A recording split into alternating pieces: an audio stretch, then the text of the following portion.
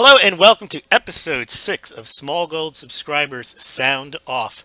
Today we have with us Marc Battaglia, who is a music producer, a musician, and is well steeped in the gold and silver markets as well as the cryptocurrency markets as well. Marc, how you doing today? Good. I'm not so much on the cryptocurrency. I'm not steeped in it. That's that's a hard word, but Well, no one's really an expert. I think people masquerade as being experts on everything just because they talk about it a lot. And I think you have some very decent insights into what's going on in the cryptocurrency. I know you're not the biggest fan of them, but I know you follow them closely. So we'll get into that. Marc, can you tell us how long you've been a Smaulgld subscriber? probably over a year and a half or so. I heard you on, I think, X22 report something. I didn't like you at first. I thought because I was, you went against the narrative that everyone was following. So, And you what's know, and what's that narrative that everyone was following? well, like we all talk about the collapse, the end of the currency, the doom and gloom, all that shit. So, um, yeah, you kind of went against that grain, and first time I heard you, I was like, this clown, he doesn't know what he's talking about. Right. And, But and you know, what made you think that I wasn't a clown, or maybe you still do, but what kind of changed your perception on what you call the narrative in the alternative financial media?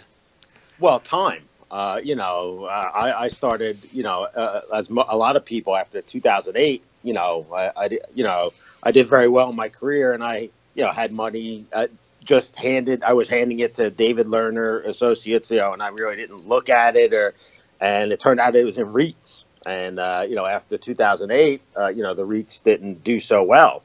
So then I just started saying, well, maybe I should start figuring out, what's going on with my money, um, you know, and once you start looking and you catch on to that narrative, it makes sense about the collapse and things are unsustainable. On a logical basis, you look at that and you say, yeah, wow, you know, this is what's going to happen. These people are making a lot of sense.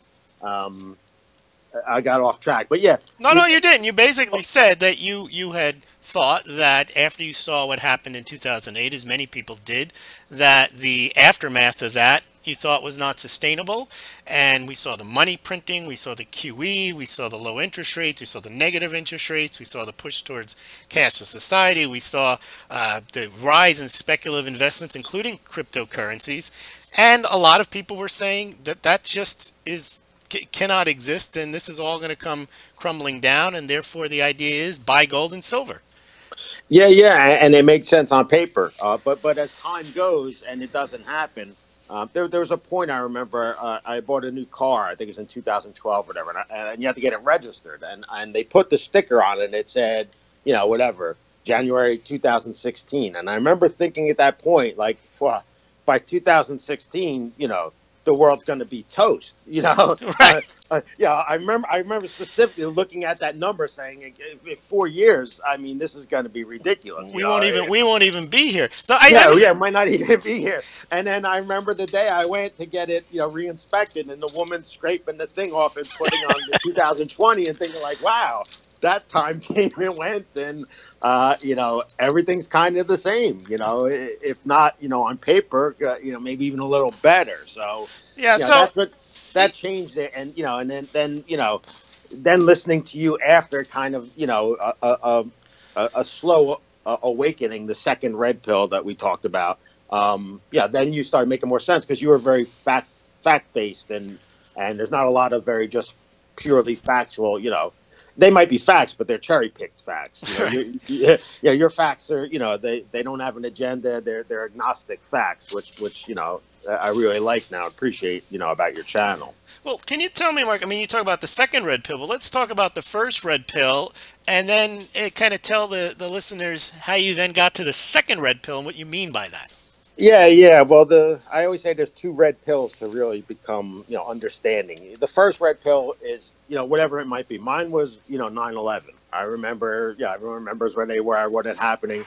I just remember like something just didn't seem right. And I wasn't really involved in politics or geopolitics, but it just didn't seem right. And then as the narrative came out, the official narrative, I was like, this just doesn't, it doesn't make sense to any logical person. And then I started digging, watched some documentaries, and everyone knows the proof about you know the alternate theories of 9/11 and how the official story is really hard to swallow. If you have a brain. So I was kind of into that, for years, but I wasn't tying it to financials until 2008 when my finances got affected because, between 2001 and 2008, there was a bump after September 11th. But for the most part, the economy was kind of chugging. I was doing well in my career, and, I never really questioned the money aspect of it until after 2008. So, and then, like we said, after 2008, I started digging, and, all of these quote unquote geniuses who, claim to have seen the housing bubble, which I wasn't even tuned into. Right. I actually bought and sold a house right at the midst of the bubble. So I made out and took a bath at the same time. Right. Yeah. So, you cling on to them. But then as time goes, the things that they say were going to happen didn't happen, but they kept talking it over and over. The same story, the same narrative, without ever admitting they were wrong or without ever admitting, the things might have changed.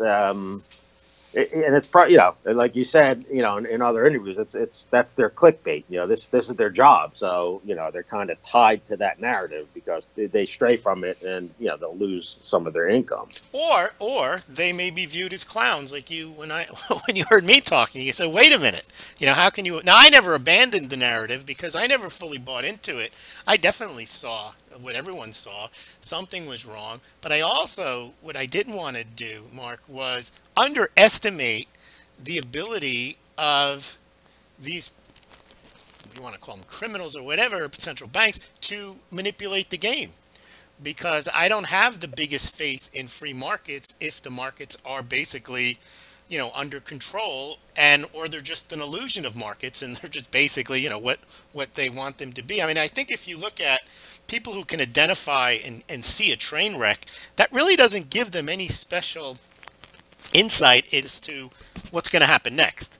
They saw the train wreck. They know it's a train wreck. That doesn't mean they can stop a train wreck from coming. And, they can make a career that they saw the train wreck coming for the next 10 years. But what does that mean? Does it mean there's going to be another train wreck? All the circumstances are different. So what's your second red pill then? The first red pill is kind of seeing the 9/11 and then seeing the control of the financial markets and the collapse of the financial markets in 2008. And then you have a second red pill. What's that? Well, when you get the first red pill, there's a narrative woven into that. Whether it's New World Order or the elites or, the banking system or the collapse, there's a narrative that goes along with that. And it's a belief system. And people buy into the belief system. I don't blame them because we all did it. It makes logical sense when you look at it that, that this collapse is coming. But the second red pill is really to take a step back and review the entire globe and the entire system. When we're talking about the monetary system and the Federal Reserve System, this is the most powerful entity that the human race has ever known. Right. Pure and simple. I mean, the amount of control that they have over the entire populace lives. I think when you buy the collapse narrative, you dismiss that because you say, well, they're criminals and this can't go on and this has to happen. They're losing control. That's my favorite. Yeah, they're losing control. But it's like, well, you can't slay the dragon, that quick, just with Bitcoin or with gold and silver. I mean, right. When I don't know what percentage of America is living paycheck to paycheck. It's huge. Those people don't give two shits about investing or buying gold to preserve their wealth. Right. They don't even know. They don't even know what the Federal Reserve is. Yeah, exactly. So, so they wield control over the masses, whether you're tuned in or not. And I think the second red pill is just kind of acknowledging that and acknowledging that the dollar isn't going anywhere anytime soon, unless the entire world wants to just throw care to the wind and enter into a Mad Max scenario, because, that's what you're basically looking at. And the narrative is woven that's the inevitability, and it might as well be, but it might be 100 years from now It could be tomorrow. Well, it also could happen gradually. I think one of the narratives is that it all of a sudden it happens overnight, and the next thing you know, you wake up one morning and you can't buy gold. Like that's what's on people's mind if there's a collapse. That they have to get to their coin shop. They don't even know there's one in their neighborhood. But I think what happens is in your narrative situation where people start to believe, like I say, they find these people who've correctly identified a certain issue, but it doesn't necessarily follow what they say. And you have people today that will believe you can come out and I did that one with your help with the game over on April Fools. I can make up a story about J.P. Morgan killing Bambi, and everyone would believe it just because they've created this idea that J.P. Morgan is a source of all evil, and J.P. Morgan owns. Just invent the story. They have 600 million silver eagles. Yeah. Based on what? Well, based on we don't like J.P. Morgan. J.P. Morgan is a criminal organization, and therefore they must own silver eagles. They must be manipulating silver, and that's my. I like your red pill concept because that's my looking at it as like, wait a minute. You can't trust everything these people say just because they correctly identified that perhaps the Federal Reserve has too much power, that they print money out of thin air, that they do QE. And I've seen people say that the Fed killed Lincoln. The Fed wasn't even around when Lincoln was. So that's where I think you need that red pill where you have to say to yourself, wait a minute, these people, they start to get, they move in a parallel universe where they project the narrative just like the mainstream media. And like you say, then they get to the point where the facts don't matter. Or they just ignore the facts. Yeah, and social media, it's a giant echo chamber. So, yes. And what the echo chambers do is they make mountains out of molehills. You could go down the list. The Ebola, the Oroville Dam is going to break. The Zika, solar flares, the California drought that was going to, kill off the country because there was no food. Mark, these are web bot hits, though. Yes, they are. Because it's a. I got to not curse, right, Louis? So you already did twice. I'm going to leave. I did. I don't even know. Okay, so it's already an echo chamber. So of course, the web bots are going to get these hits because everyone's talking about it, but that doesn't make it manifest. I mean, right. Go down the list. The SGE was going to disrupt the whole gold market. Deutsche Bank is defaulting. They're going to collapse. Cyprus is going to go down the list. And what it is this echo chamber of social media. It makes things that aren't that big, like the Antifa, like the protest, the BLM protest. You drive through the country, and that don't affect you at all. Right. I mean, you go to two cities, and there's 300 people protesting. But if you go onto your social media and everyone's tweeting about it, everyone's showing the pictures, you think it's a big deal, and it doesn't even affect anyone's lives, really. No, you're right. It's the amplification of things of narratives that people want to believe are important. And it's, again, who picks the news, and I guess what alternative media does is they decide that they have a narrative. Either the alternative media is going to criticize the mainstream media, or they're going to come up with their own narratives. But I think your second red pill comes up with, well, wait a minute. Why is this narrative being pushed, and is it correct? And let me analyze it factually. Yeah, and that's where they fall short. They cherry pick their facts, and when they weave the narrative, again, they're using facts, but they're just not using all the facts. And because the facts will contradict the narrative, and then you get the humana. I don't know. I can't talk to you. You're like part of the system. It's like, what are you talking about? Yeah, well, even we all fall victim to Twitter fights, or I'm not on Facebook, but Facebook fights or whatever. Right.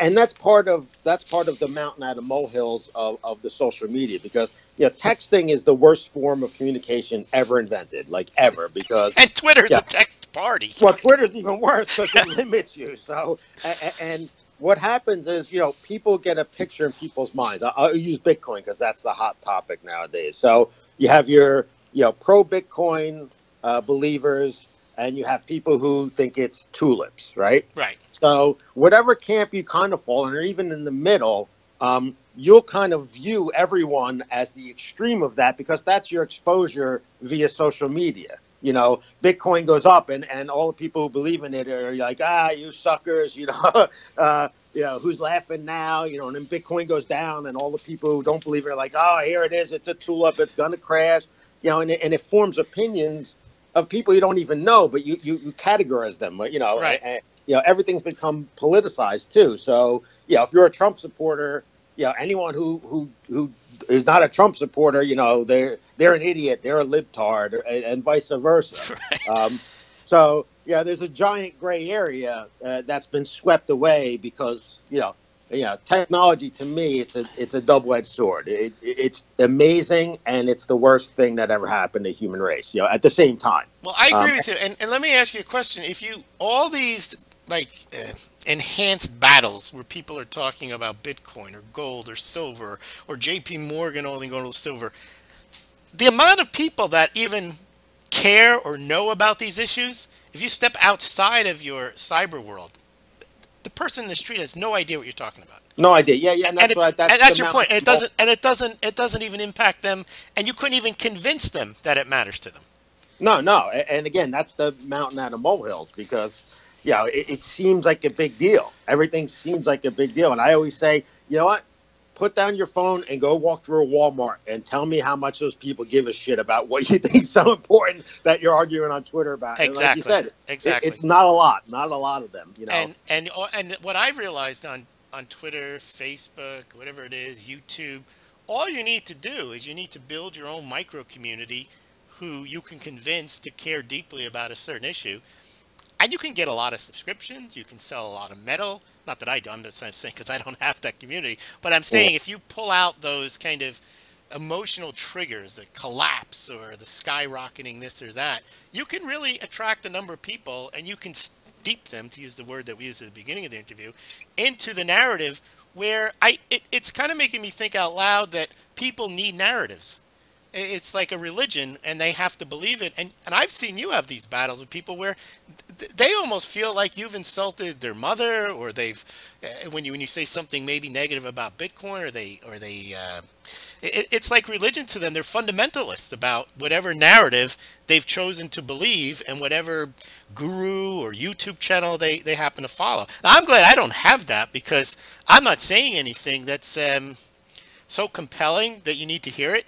Because, you know, who wants to hear facts and some analysis? People want to hear kind of the end of the world or some new fact that they make it, like you say, a mountain out of a molehill. Now, Mark, what I want to do here, because I know people have really become interested in your music. I had people, somebody wanted to buy your music. I just want to play a quick clip.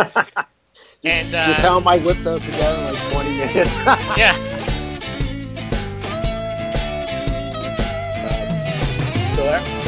Yep. Oh, okay. So you didn't hear that. I just played. I hope it comes out on the. If it doesn't, I will play it at the beginning of the interview. I just played a clip, one of the clips you made for me to introduce the show. Now, a lot of people don't know, and I didn't introduce you as such. I said you were a musician, but they didn't know that you were a virtuoso guitarist. Can you tell us how you got involved in the guitar and then eventually made a business out of it? Yeah, well, I'm definitely no virtuoso. But, I hear that you are. People think that's Stevie Ray Vaughan when I play it. No. Well, to me, it sounds like it. Yeah. Well, anyway, yeah, I got into music like a lot of people. You know, kid in junior high school. I was very into heavy metal, Iron Maiden. And as you progress on an instrument, you know, you branch out to different styles of music. I actually went to Berklee College of Music and got a degree in film scoring. And then I played professionally for years, and then I just kind of worked my way into producing and composing. And, you know, the bulk of my career was done composing music for television and advertising and film work. And, yeah, so, you know, I just kind of, you know, when it comes to music, you know, I haven't had a job in, 20 something years, you know, because I've just been a musician. It's not really a job. Right. Although I've done well, you know, it's you know, I always view creative things as, if you've gotten to make a living out of it, then, you know, you should consider yourself. Very lucky, yes. Yes. Now, Yeah. now here's a question. I ask this people of everybody, whether someone's from Israel or someone's from Mexico or someone's in the mechanics business, whatever our listeners happen to, whatever walk of life they happen to be in, I ask them the question: are your countrymen, your colleagues, your work friends, whatever it is, are they interested at all in precious metals? And the answer always comes back no, and it always comes back like it's almost a hostile reaction, or they have very little ability to even convince them. Have you tried uh, talking to any of your creative friends, the people that you do music production for, about the economics that you kind of follow in the gold and silver markets, and what kind of reaction have you got? Well, yes and no. I mean, clients obviously not. Certain things you don't breach with clients, but Right. friends and family. Yeah, of course. And when you get the first red pill, you almost become a zealot. Yes. And in hindsight, I actually pushed some people into buying gold when it was around $1,600, and boy, what an asshole I look like now, right? Right. So I'm sure I'm not alone in that. But when you take that first red pill and you believe so heartily in the narrative and in the story, you feel it's your duty, Yes. to go out and I'm going to help these people. And yeah, I helped them by making them overpay for friggin' gold. Is what I helped. Yeah, well, exactly. And You and know, now you lose credibility in a sense if you come up to them with another idea.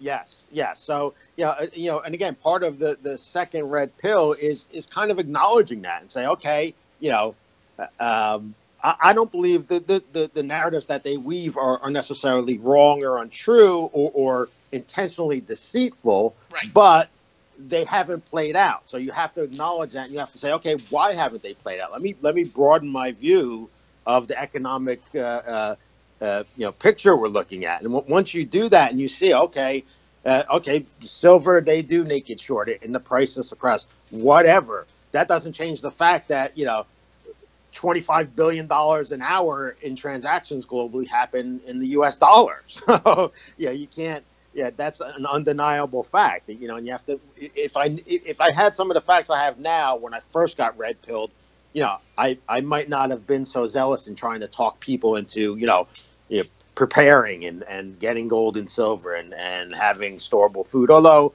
the storable food helped because I lived through Hurricane Sandy, 13 days without power. So all of those preps actually came in handy for me. Although only 2 weeks, as a 2 week period. Well, prepping, I think, is different than trying to predict economic circumstances, because prepping is based on the concept that things happen that you're not prepared for. And if you know they're going to happen, I mean, there are things like hurricanes, they do happen. You don't need a web bot to predict a hurricane. But if you know a hurricane's going to happen and you know you can get yourself a generator, you can get yourself some storable food. Well, there's no, that's common sense. I don't know why they look askance at preppers as if somehow there's something wrong, because we do live in a world of based on supply chain and on a massive electric grid. And Well, yeah, and I always used to say to people, when I was prepping, and I had friends who laughed at me or whatever. I said, you know what? Do you have home insurance? You're a friggin' prepper. right, of It course. just means you're preparing for something that may happen. So you're correct. I mean, I don't regret any of the preparations I did. Although they, again, in the heat of the zealotry of the collapse scenario, I might have gone over the top. I mean, yeah, I think I could survive almost anything at this point.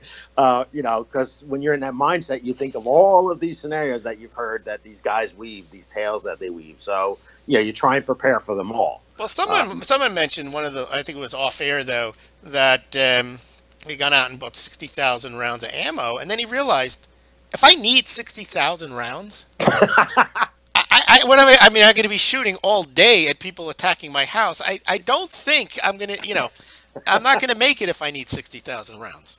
Yeah, yeah. Well, it's kind of the whole, $1,000 silver. It's like, well, I don't want to be living in a world of $1,000 silver, because that means it's Mad Max time. It's just, people, they hear those numbers and they think, well, I'm going to just have $1,000 silver, but the world's going to be like it is today. It's like, and no, it's not. If silver's $1,000, there's a humongous problem happening. But let's look at I take that point that that's because we know what silver is. We know it's been around a certain period of time. We know that if gold or silver reach those types of astronomical heights, that there's something wrong with the financial system of the dollar. However, Bitcoin and all the other cryptocurrencies have reached those heights, and maybe as a precursor that there might be something wrong with the system, but they have managed to, Bitcoin has gone from basically zero to 22, 23, $2,400 Yes. without a collapse. So where do you see what's your overall view on where cryptocurrencies might go in terms of price, what their value and use is, and then compare that to the gold and silver? Because it seems like we can have cryptocurrency prices really literally go to the moon and there not be a total societal collapse, but it sounds like you're saying gold and silver, you probably have to have a societal collapse to get those types of prices. Yeah, I think so. Well, cryptocurrencies, especially Bitcoin, I mean, on paper, it's an amazing thing. It's a decentralized currency. It's peer to peer. It's anonymous. When you look at it on a piece of paper, it makes complete sense, and it's something that I think anyone who understands the system should embrace. What it's become is really a speculative investment. Although the Bitcoin lovers would argue to the death that no, it's being implemented here and there. Right. The price rise is people are allowed to buy it, and again, it's back to the mountains out of molehills. I think Bitcoin is the first real investment that has seen a cycle of social media. I think if social media was around, in the 80s when gold had its takeoff, it probably could have reached $5,000 an ounce. Right. Yeah, but we're witnessing it with Bitcoin because I can't tell you how many tweets I've seen of people who are like, I think maybe I need to look into Bitcoin because now they're hearing about it. They're hearing about people becoming millionaires, and Americans especially love to buy something when it's going moonshot rather than when it's an undervalued asset. So that's part and the question of cryptocurrencies is I haven't figured out a way. How do you even value them as undervalued, overvalued, or at fair value? Well, they're valued upon solely on what people are buying. Obviously, when I've sold a decent amount of gold, and I've started maybe 3-4 years ago, investing mainly in resource stocks, mining stocks, uranium, stuff like that, and I've done extremely well with it. I lost my train of thought. No, I asked you, how do you value the yeah, that's my point. That's my point. A lot of back to the like the mining shares, they go up and down, right? The price action, right?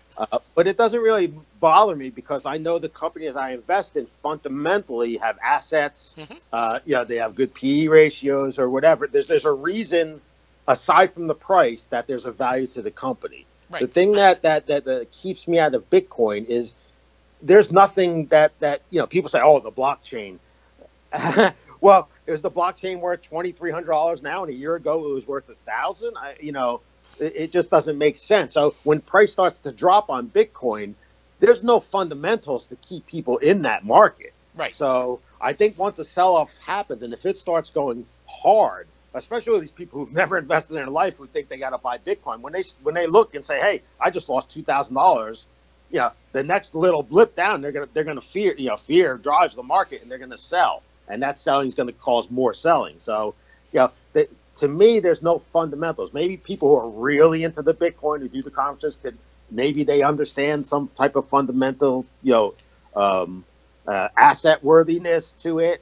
But to the average person, especially people who are just getting into it now, they have no clue. They're just speculating and hoping to make money, and I think eventually it's going to crash because there's not enough fundamentals to support a selling pressure.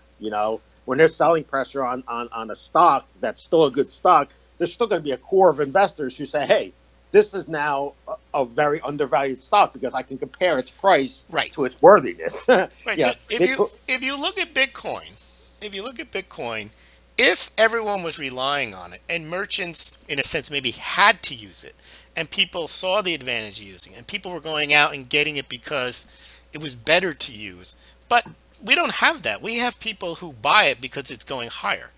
And then because it's going higher, they don't sell it and they hoard it. So it goes even higher for the other people that come in that want to buy it. Now, use the word Ponzi scheme and everyone will attack you, but people are not buying Bitcoin, at least from what I can see, or any of the cryptocurrencies, because they see the utility, the inherent value, intrinsic value, whatever it is. They're just buying it because it's going higher. I mean, I bought that Ether, whatever it's called, not because I even know much about it, but just because, look, I know it's going to go up just because we're at the kind of early to middle stage of a mania.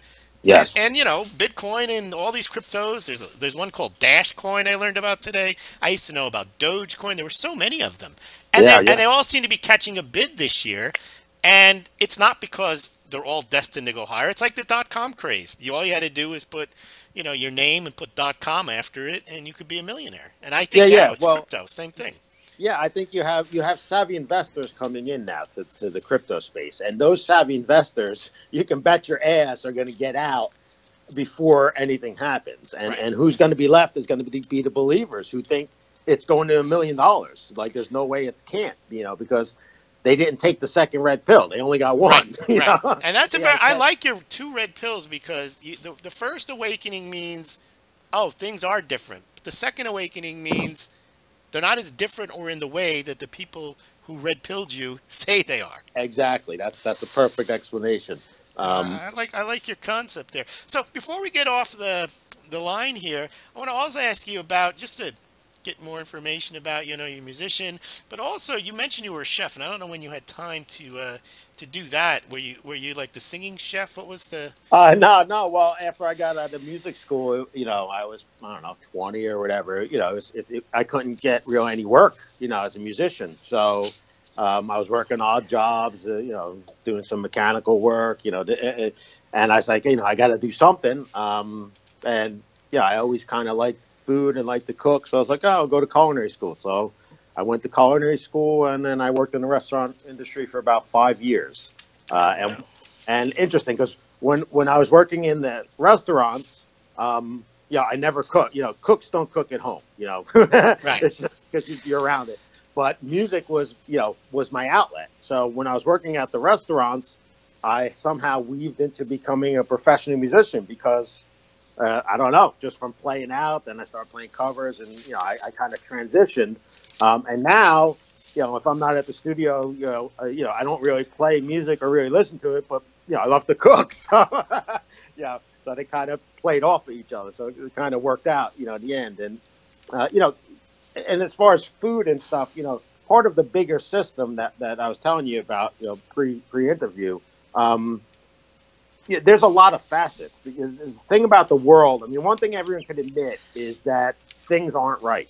And you can pick, you could talk about the food system, it's messed up. You could talk about the economy, it's messed up. You could Hmm. talk about education, it's messed up. You could talk about healthcare, it's messed up. You can pick the environment, it's messed up. You can pick, your thing. But when you piece it all together, um, the world is definitely in a sketchy place. The fact that it's being held together, and it could be held together for 100 years, is the second red pill. The first red pill is undenying that it's all messed up. And I have a very deep um, feelings about food and about organic food and non-processed food, and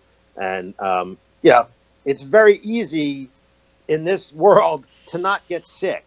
It's people talk about healthcare, and it's like, well, healthcare isn't an insurance, and it isn't a card that you take at a hospital. Healthcare is what you do to keep yourself from getting Right. sick. Right. So you eat healthy food, and you take probiotics, and you live a healthy lifestyle. That's healthcare. And honestly, I mean, I've been sick once in the last 4 or 5 years. I don't take any type of prescription meds. I don't take any type of aspirin. No allergy pills. Just clean food and clean living, filtered water, and that stuff is a proof in the pudding moment, because people can poo-poo it and say, oh well, what food is food, or this and that. I challenge anyone to do it for a month, and if you don't feel better and have more energy, it's almost impossible not to if you actually adhere to it. No, I agree Um, with that. The thing about what you mentioned, if people only look at the financial system, only look at gold and silver, the things you rattled off there highlight the concept of globalism, if you have a global financial system, a global food system, a global energy, or a national energy system, national education, national healthcare, what they call healthcare, which is insurance, you have these issues where the one size doesn't fit all. And that's probably the real root of the issue and why these systems are destined to fail, that we do need. That's what Bitcoin is. Maybe it's the first shot into the decentralization rather than this roll up of things like all the European countries into the EU, North America, South America, everything, everybody joining together. And maybe things are better off in the way, I guess, what they say the founding fathers wanted was to have all the different states, to have the laboratories of democracy where we wouldn't all have the same solution, and then maybe we could learn from each other. One small ecosystem is doing something better, the other one can copy it. But this top-down approach, I think, maybe is reaching its end, and that's why, organic food is another way of decentralizing, because you really can't mass produce organic food the same way you can, genetically modified foods. Well, that's a falsehood. You actually can. Well, you can, but what I'm saying is that in the way they have set up Monsanto, that's not how you would set up organic food, because each area in the world has different soils, they're not trying to harmonize everything. You have to use whatever works in whatever area. So, for example, if it's tropical or if it's deciduous, whatever, you do have to do different type of organic farming. You can't just say these genetic modified seeds grow everywhere, and we're gonna plant them everywhere and spray the same thing, the Roundup, everywhere. So and whether it's by design or not, the movement towards, I guess, a one world currency, a one world government, a one world healthcare, food system, education. People say it's Satanism, it's the Illuminati. When you take the second red pill, you realize it's all just money. It's not that every employee at Monsanto is evil. They all just want to feed their children. Well, it's the same with everyone who works at Goldman Sachs. And people will shoot me for saying, "Oh no, everyone that works there, they went to school, they want to get a job, they think banking makes money, so they go there." And a lot of these people probably never met someone who worked at Monsanto, somebody who worked at Goldman Sachs. So they just assume, right, they're Illuminati, they're evil. And that's right. That's another point of the second red pill, is a lot of these people are just caught up in making money. And then the people even at the largest, they don't have to be globalist. They just realize they can make more money if they go global. And it's all the problems that we talked about are byproducts. I don't think it's a move, from the Rothschilds to enslave the whole world. The world is just happening to get enslaved through a byproduct of this money first concept. So Monsanto wants to make money, and they're going to, spread their poison all over the world if they can, because they're trying to make money. They're not trying to kill people. That's just a byproduct that they're killing people. Now, it's possible that they are, but it's also possible that they're not. And I think that's the second red pill. And it's also possible it's just the inexorable flows of centralization and then decentralization, because, the world used to be decentralized. You're from Italy. Italy wasn't a country until 1860 or whatever. They were all city-states. And then they all moved into Italy. Now Italy moves into the European Union, and maybe that'll just break apart again. And the same with all these systems. And the biggest systems, like food systems, healthcare systems, they are vulnerable to break. Grids, they're vulnerable to break, just because the whole system is, you only need one error in one system. But if you have 500 systems and one system goes down, it's no big deal. The centralization is what weaves the narrative, because, like you said, it's very precarious, because if the food system goes down, it's not like the Great Depression where, 3/4 of the people had family farms. Right. No one has a family. I have a farm, but not a lot of people do. So, and that's where the red pill people are. The first red pill is correct. They're showing, like you say, the precarious nature of these global systems or these mega systems. And Holter talks about it, that he's right, if the supply chains break down due to credit failures, then the food doesn't get to the grocery store. Yes, that is a fact. He's not wrong about that. No, he's right, and he says that a lot. But when he says $50,000 gold, then you say, wait, where's the second red pill that tells me that might not happen? Yes, yes. Well, and even like his system's going to break down, the food won't get to the shelves scenario. Again, that's if everyone throws in the towel. Correct. If food doesn't get to a store, I mean, what's going to happen at that point? Everyone's going to say, you know what? Everyone for themselves, and everyone grabs their guns, and or the people with cooler heads say, okay, we need to. This is a huge problem. We need to kind of try and figure it out. And I'm not talking about government because there are a bunch Absolutely. of If you look at your example you're giving there, and it'd be a worthwhile discussion, is you've seen those YouTubes where the traffic lights go down. Yes, and people drive better. And people figure it out. So, let's say credit gets stopped and the stuff doesn't flow. People will figure out ways, and it doesn't have to be gold, but they will figure, it could be, could figure out, because the infrastructure doesn't go away just because the credit stops. Yes. There's still the ability to move a ship. There's still the ability to drive a truck. And you can say, well, they can't get the gas. Yes, those are all temporary issues because people can figure out how to get the system moving again. What is inevitable is if you do have Ebola and people do die en masse, well, then there's nothing you can do about it. That's not the same thing as, a financial crisis. As long as everything is still there and people are healthy, they can figure out what to do pretty quickly if their life depends on it. That doesn't mean they all get in the back of a van with shotguns. And yeah. And my dad always used to say to me, and it's very applicable to what we're talking about. If I lose my job, or if my neighbor loses his job, he's in recession. Right. When you lose it, you're in depression. Yeah, it doesn't matter. When people talk about, the collapse is coming, it's like, have you been to Detroit? Have you walked through Camden? I mean, these places have collapsed. So, it's that whole wealth doesn't get destroyed, it gets transferred concept. So this whole, the system's going to collapse. It's not going to collapse. It's just that more places are going to look like friggin' Detroit is all. Yeah, and the thing is, one of the reasons, those places can pull themselves up if they're just left alone. I mean, people have ingenuity, they have skills, they have knowledge. Not everyone, but you know what it is people who have money or want to make money can figure out how to make money out of that. And it doesn't mean just owning gold or silver. It means providing goods and services and buildings and so on. And that's where I think people are mistaken, that somehow the gold and silver are the answer to everything. And really, they're just another asset. And that sounds blasphemy to a lot of people, but that's all they are. They won't help you rebuild anything. No. People call them hard assets, and they are technically.